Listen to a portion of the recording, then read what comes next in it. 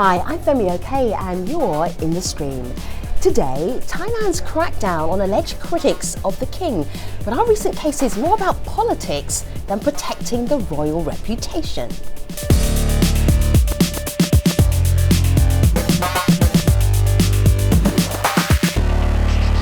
Now, you may remember the last time we tackled Thailand on the stream was when there was a military takeover of the then administration. That was back in May of 2014. Equally sensitive subject that we're tackling today. Malika, what are you seeing online? Right, so we asked our community a question, if they think that the recent cases against people accused of defaming the royal family are justified, and we got answers that look a little something like this tweet. This one is from Fenner, who says, yes, of course they're justified. Why? I think I could not say otherwise, and that really speaks to how difficult it is to have this conversation for fear of violating the law. But we're going to do that anyway. We want your help. Tweet us with hashtag AJStream. And before we get that conversation started, I should tell you, although I know many of you already know, this is a show that's actually driven by you, our audience. Tell us what's going on in your part of the world, and you can do that by going to facebook.com/AJStream. That is where I am right now. Scroll down here, and there are many places for you to put in an idea, a suggestion, a comment, and you could wind up right here in the stream. I'm Simon Ray, Country Director for Minds Advisory Group in Laos, and I'm in the stream. Thailand's military junta is increasing its crackdown on those who insult the country's royal family and revered King Bhumibol Adulyadej. Now, the nation's LESE MAJESTE laws criminalises threats and defamation of the monarchy and is among the world's strictest, carrying a long prison sentence. Many believe that this law is necessary to maintain social order, but critics of LESE MAJESTE say it has long been used as a political tool by those in power to silence their own opponents. Since May, Thailand has been ruled by a military junta, and around 20 people have been arrested for alleged violations of LESE MAJESTE. Human rights group Amnesty International call the trend an abuse of the justice system. So today we want to examine the current impact of the LESE MAJESTE law on Thai society. And with me to talk about this, we have in Bangkok, SITTISOMWONG. He is founder of the group Citizen Protecting Homeland. KUSON SINGTUSINGHA is a Thai citizen who supports the LESE MAJESTE law. In Khon Kaen, Thailand, we have David Streckfuss, an author and academic who studies LESE MAJESTE laws. And in Hamburg, Germany, SAKSITH is a political blogger with the website Voiceless. So gentlemen, it's good to have you all here in the stream. Looking forward to hearing from you. Let me start though by way of my laptop here. I want to show everybody LESE MAJESTE law down here. It's Article 112 of Thailand's Criminal Code. Whoever defames, insults or threatens the king, queen, the heir apparent or the regent shall be punished with imprisonment of 3 to 15 years. Okay, so that is the law. What is problematic with not just this conversation, but a conversation that could be had around Thailand, is that even referring to the king in any shape or way or form, or referring to people who may have broken LESE MAJESTE laws, also puts you at risk. So we have to be very careful in this conversation to talk about LESE MAJESTE, but also be very careful about what we say about the monarchy in Thailand. How do you even operate talking about this as a story, SAKSITH, when it's such a delicate situation and could put you or anybody you write about in a lot of trouble? Well, it is certainly a walk on eggshells that we have to exercise here, especially me as a journalist and in the media. But we can talk about the cases, we can talk about the charges brought upon them. But for example, when I report and when my other colleagues report about a case involving LESE MAJESTE, we cannot talk about the contents and why the defendant has been charged with, for example. So that already shows you the catch-22 that the media and other people and the general public also have to face here. You hear the contents which with the person is charged inside the courtroom, but it never leaves the courtroom. All right, so can I give you an example here so you can explain this to us? Because it's really hard to get your head around this. It's strange. South China Daily, here's the headline here. Thailand theatre troupe jailed, forced to flee for insulting royals with performance. Of course, there are so many questions that come up about that. What did they do? What did they say? But those are not questions that we can actually ask, are they? Or you can't No, ask. absolutely. Or people in Thailand can't ask. Yeah, and that really shows you the difficulty about this, and especially in this particular case, it is based on a theater play with the on which activists have been arrested and charged with. The question is now, what was mentioned in the theater play? According to reports, it was about a fictitious kingdom, about fictitious figures. But for some and for the prosecutors, apparently that is already enough to file charges against them, because for them and for probably for some others, also here in the round, it is apparently already a clear insult or defamation of the royal family. Well, KUSON, I want to read you a couple of tweets we got from people talking about this difficulty and the challenges of discussing it online. For one, Bangkok Watchdog responds to a question we asked about whether or not cases are justified. He says, no offense, but can this question be thoroughly answered without violating LM laws? Another person writes in that the law prevents people in Thailand from describing society in a way that truly differs from the established view. So KUSON, in your view, do you see this as something that stifles different views in society? KUSON? Honestly, yes, can you hear me? Yes. Can you hear me? Okay. In general life, we don't, at least for me, I don't really talk about, the royal family. Usually my life is, my work, about, what to do tomorrow, or my family. So in that sense, there's no reason that, nothing that, constricts any of our freedom. In terms, basically that. So Dr. Tool, there have been more arrests and growing arrests since it's not really a big thing. It's not sure. really a big thing. KUSON, we got that. Let me just bring in Dr. Tool. Dr. Tool, there have been more arrests and a growing number of arrests using the LESE MAJESTE law as a reason for people being arrested.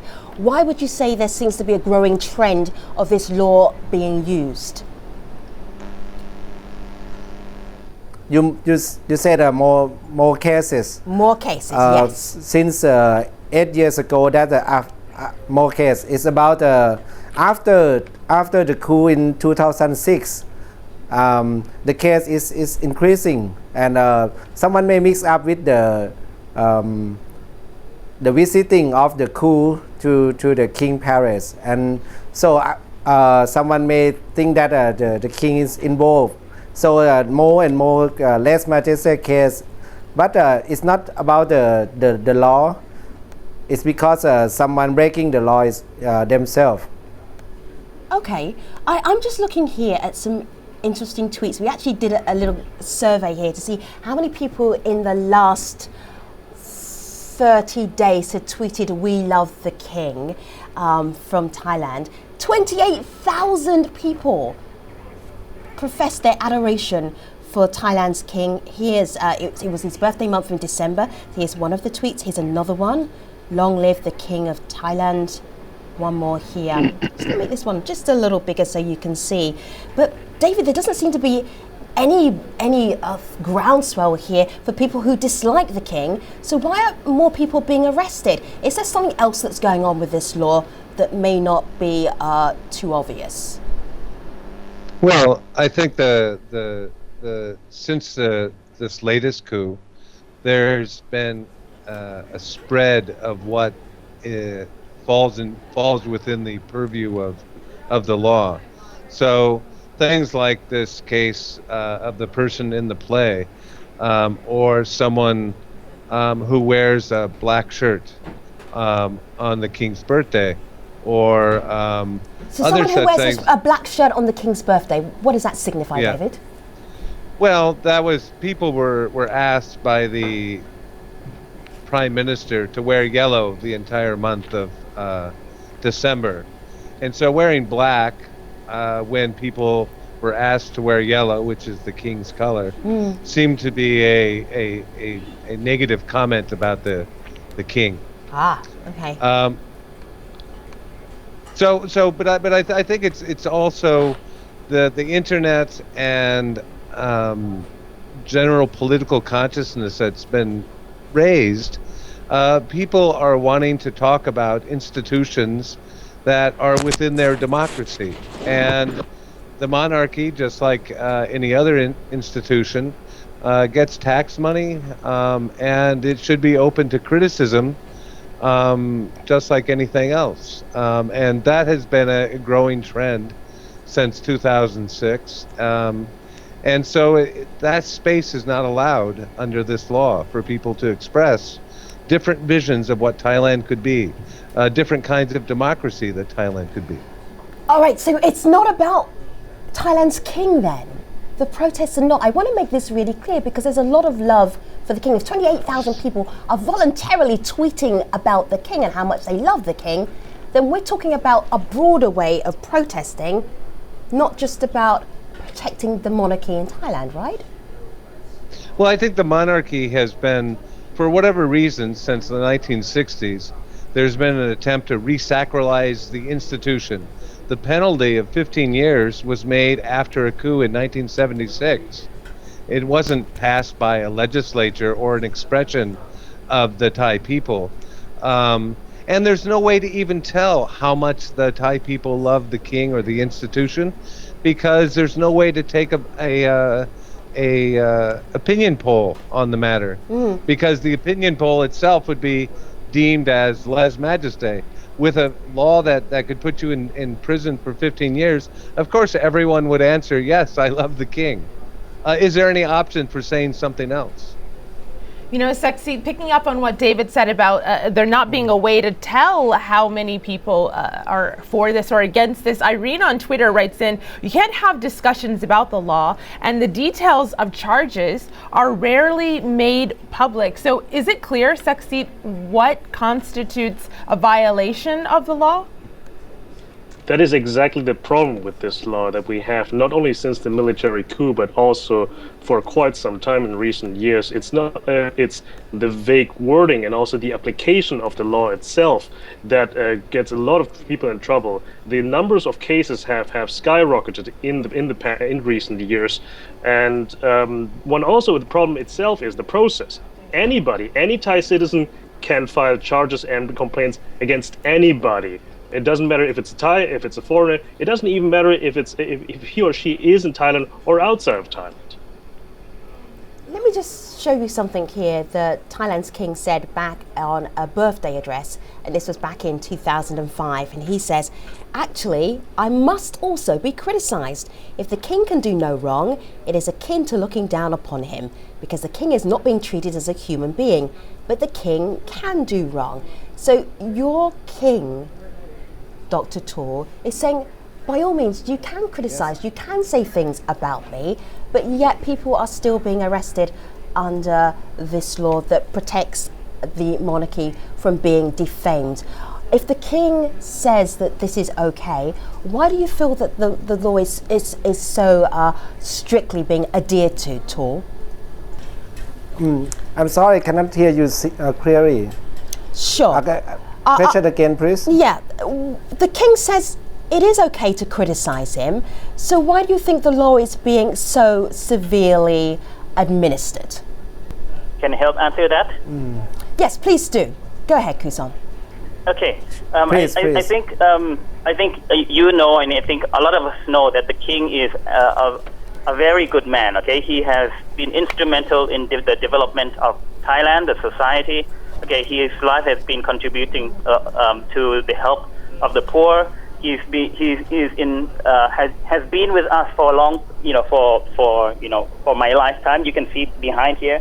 This is my conferring ceremony. Okay, I had in Kasetsat 18 years ago. He personally gives my civil engineering degree. Okay, so he's been an instrumental. A really deep part of Thailand, and basically Thai people love him.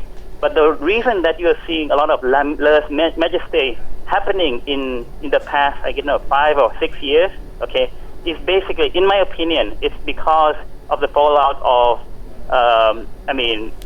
because of a king's speech in 2001, where the king actually criticized, indirectly, the Thaksin Shinawatra, who is the former Prime Minister of Thailand, and in my opinion, he is the culprit of the Thai political instability. He is the leader of the red shirts, okay, the virtual leader, the red shirts, and these red shirts are basically But the people Kuson, who this commit is most now of this the is now LESE history. Majesté law. Kuson, this is now history, I'd right? just like to say that, you know, with How does such that a good bring us man, up I mean, to date there's to no what's happening reason, currently? okay, to criticize him very, you know, harshly. So you can actually see it's actually politically motivated, okay, from Thaksin Shinawatra, okay, in order to challenge the king. So this is the reason why you know, a more question is, you know, why would the red shirts, how to say, criticize the king very strongly? Okay, since he's a very good man. Malika? Well, Kusan, people online agree with you. I mean, Femi, you did mention all of the people that are tweeting their support of the king. I want to share this tweet from Shenjia, who says, in reality, people like me, a salary man, never talk about the monarchy on a daily basis. He goes on to say, LM, the law doesn't affect me in any way at all, and it's legitimate to have. And he follows up by saying, having it is like prevention, and prevention is always better than the cure. SAKSITH, do you think that a lot of people feel in this way, that it's a prevention to prevent things that might be bad for Thai society? Well, the problem is also, it is also a big hurdle for those that are politically active, that are trying to talk about things that are going on in society, and especially now under the military junta, when we are talking about media censorship that is being now tightened since the military coup of May 22nd. When we talk about summons that have been happening in the hundreds after the coup, and generally also that, as I said earlier, that any attempts at even talking about reforms of the LESE Majesté law are immediately being shot down immediately by people that think that this law itself is almost sacred. David, how big a problem is this for Thailand right now, not even being able to discuss any issue around the monarchy, or maybe any issue around what's currently happening politically in Thailand? What does that say about where Thailand is right now? For an academic, for a common citizen, it's become impossible to talk openly and freely about what's going on.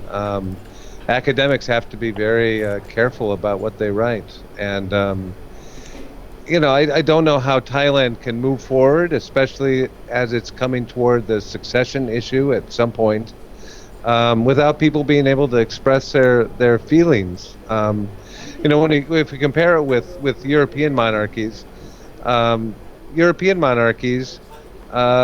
is also a LESE Majesté law. It is equally vague, but it's not applied with the same vigor, and there's not the huge penalty that happens. So in Thailand, it's become a block, and there's just no way forward beyond that. I agree with David and SAKSITH in terms of, you know, the inability to have, I guess, constructive reform, okay, of the law in order to have, you know, constructive criticism, as the king had mentioned that, you know, he is basically, you know, okay with. But I just like to say, I mean, Femi mentioned that I supported the LESE Majesté law, but really, I think what I really support is using the LESE Majesté law, okay, during this time in order to prevent, okay, the red lies, okay, from being propagated, okay, against the king. But I think after the threat of Thaksin's red shirt faction, okay, has disappeared, I think that is the only time that we can actually talk, I mean, about the reform, okay, of this. All right, meaning, Kuson, I don't think it's constructive to reform at this moment because, you know, the ammunition from the... Because I see that SAKSITH wants to have that conversation with you. SAKSITH, go ahead. The problem is, Kuson, I mean, how do you want to reform, or you're saying? I mean, I hear you that you're saying that you're not necessarily pro LESE Majesté, and you want also to reform. That is a good thing, but you also want this law to be applied against those that are violating it. The problem is that, as I said earlier, yes. Hang on. I mean, as I said earlier, the law itself, as I said, it's vague. The process itself is flawed when anybody can charge against anybody, I mean, how do you want to treat people fairly when the Agreed. law itself isn't perfect? Did I hear Kuson say agreed? Yes, exactly, SAKSITH. I think that's the part which I agree with you. I mean, it doesn't allow people to know who said what, and therefore, it doesn't give justice to the people involved, because it's not transparent. Right. And that's what I would like to see in the future. Right, let's in reform. Let's just But I quickly said squeeze in a little not bit of now, the community. because as long I as hear the, both of you. Kuson, threat I of hear you. Let me activism squeeze in is some more of the still- community. Hold tight for a second. Malika. I want to read this comment from Facebook. Michael writes in that even the king has protested its existence, something that you mentioned, Femi, earlier on. But governments, he writes, have refused to remove the law because everyone needs a weapon for which there is no real recourse. So, SAKSITH, people were writing to us that this is a political tool, and successive governments have used it to prop up their various wills. What do you say to that? Well, I mean, it is. You can see it at many levels. For one, it's used as a political weapon. It's a very convenient tool to get rid of a political opponent. Secondly, it also more or less boosts your social and moral high ground. You're basically taking the moral high ground, because then you say, I'm doing this for the king and for the country and for the fatherland. And the thing is that it also goes to show you that what the comment just said. There have been talks about reform, but nothing has changed. It doesn't matter which government does. And the problem is here, it's very simple. It's damned if you do and damned if you don't. All right, SAKSITH, hold tight for a moment. I want to just squeeze David in. David, what did you want to add? Yeah, well, I just want to add to what SAKSITH is saying, that it's a one-way street right now. It's not being used by all governments. It's being used by a Bangkok-centered government of a traditional elite that's trying to prop up. And Mr. KUSON talked about the red shirts doing this and that. The red shirts and their party won the elections in 2011. So it's time for a change. Maybe people do want to criticize, and so what? But it's being used almost exclusively against political activists and red shirts, and not against the other side. So it's not being used by every government. All right. So I'm going to take Yes, this. because rightly so. It is because the comments made by the red shirts is basically unfounded and untrue. Yeah, if you have a chance, try to look at more into the information, and you'll see that it's actually a lot of nonsense. Meaning that I'm talking about the red shirts, okay? And in terms of the elite, Thaksin himself is the elite. He's a billionaire. Yeah. He uses all his money, okay, in order to fund his activity. So I mean, it's not about Bangkok elite versus hold tight for a second. David, the last line is what? Before we take this conversation to the post show is what? Yeah, I mean the point is truth cannot be entered into the discussion in the court. The courts have refused to discuss the truth. That's David so the truth can't be discussed. We also heard from SAKSITH SAIYASOMBUT, KUSON SINGTUSINGHA, and also SITTISOMWONG. The debate has only got started. Literally, I am taking the debaters to the post show, stream.aljazeera.com. Let me tell you about our next AJ stream. Before I do that, will Nicaragua's new Chinese-backed canal save its economy or sacrifice its sovereignty? That debate on the next AJ stream. Until then, see you online. Thanks for watching.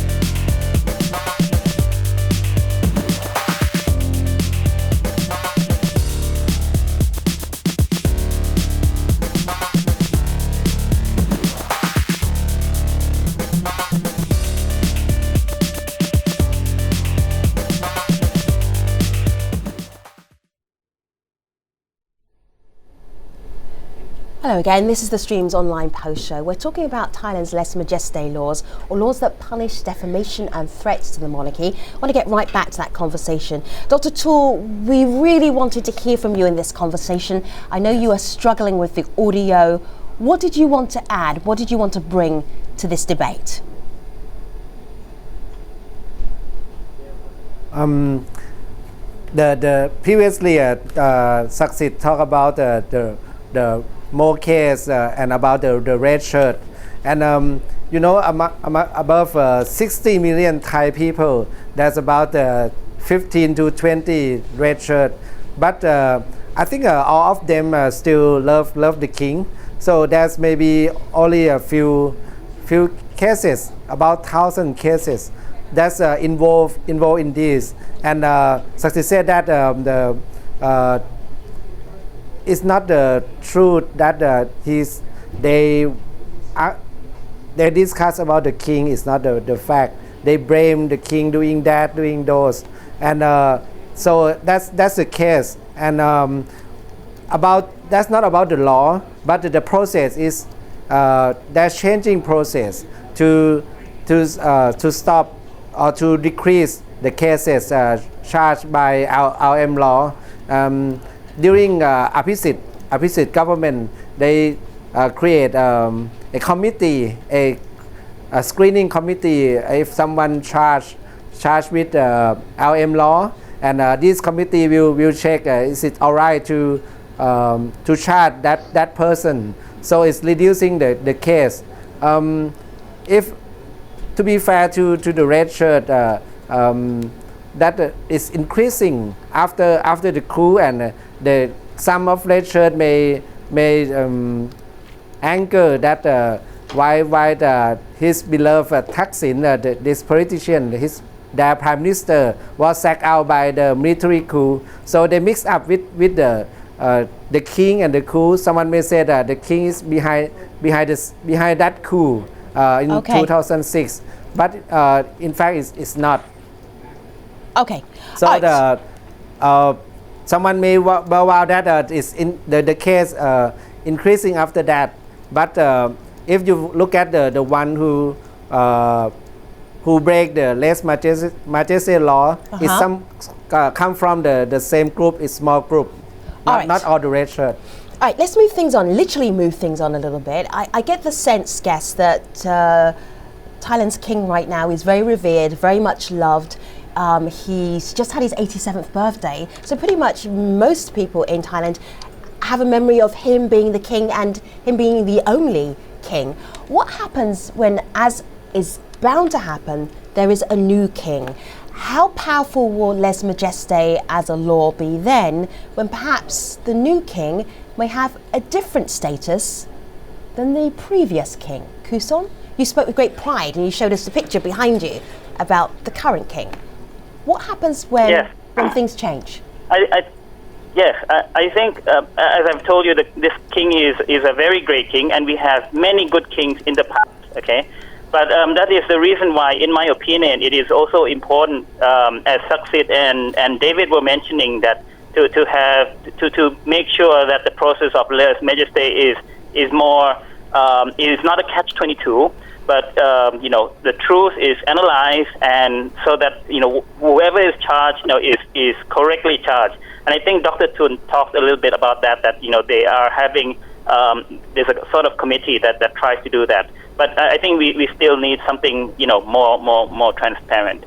But as I said, I think we have to do this after I think the Thaksin threat has gone away. Yes. Well, David, I want to share this tweet that we got from Alicia, who says that people demanding amendments to the law are accused of going against the monarchy, they're demonized by the media, and they're dehumanized by royalists. So with consequences like this, David, what are the possibilities for reform? Yeah, at this time, zero. I don't think that who's going to start that process. The people, the group that tried to push this, the 30,000 citizens that asked for reform a couple years ago, their leaders have been tracked down and summoned, a lot of them, after the coup. So I don't know, it would take a special kind of leader that could come in and start that conversation. But I don't see. I don't know how it could happen. If we look ahead Yes, to someone who is a trusted party, I would add, yeah. But I don't know who either. But someone who is trusted by I guess every party. wow, who is that person? It's probably the king, actually. That I don't know. Probably the king. As David was mentioning, it's hard to know. But I think it's just someone who is a statesman, who is, who everyone recognizes, contributes to society, and he or she must be powerful enough in order to bring this up, basically. Yeah.